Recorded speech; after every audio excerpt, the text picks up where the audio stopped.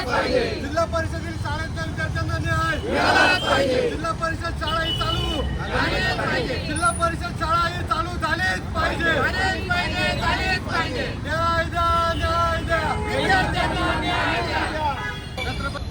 छत्रपती शिवाजी महाराज की जय. छत्रपती शिवाजी महाराज की जय. छत्रपती शिवाजी महाराज समोर बघ.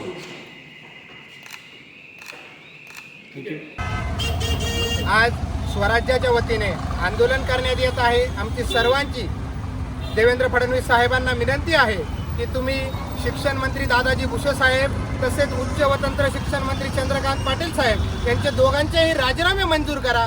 त्याचं मुख्य कारण म्हणजे आज जिल्हा परिषद शाळांची जी दैनंदिन अवस्था झालेली आहे.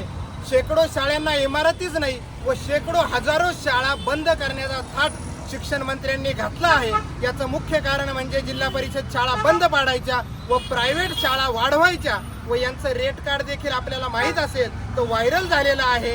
या रेट कार्डच्या माध्यमातून यांनी आपले घरं भरण्याचं काम केलं व जिल्हा परिषद शाळेत शिकणाऱ्या गोरगरीब विद्यार्थ्यांवरती अन्याय करण्याचं काम केलेलं आहे.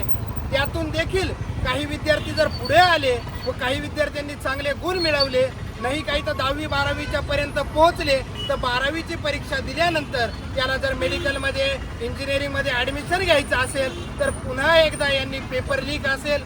त्याचप्रमाणे आता तर नवीन एक गोंधळ आपल्याला समोर आलेला दिसतोय की अक्षरशः रिझल्ट विकण्याचं काम महाराष्ट्राच्या CET सेलनं केलेलं आहे. याचाच अर्थ धनदांडग्यांच्या पोरांनी शिक्षण घेतलं पाहिजे व गोरगरिबाच्या पोरांनी फक्त मजुरीच केली पाहिजे अशी भूमिका महाराष्ट्र सरकारने घेतलेली दिसतीये.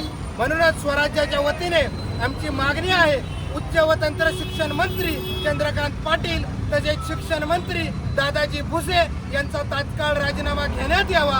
आणि हा राजीनामा जर झाला नाही तर जसं दिल्लीमध्ये मोठं आंदोलन उभं राहिलं तसंच आंदोलन महाराष्ट्राभर उभं राहील व त्याचा पायमोड ही नाशिकमधनं रोवली जाईल. एवढंच स्वराज्याच्या वतीने मी सांगतोय. छत्रपती शिवाजी महाराज की जय.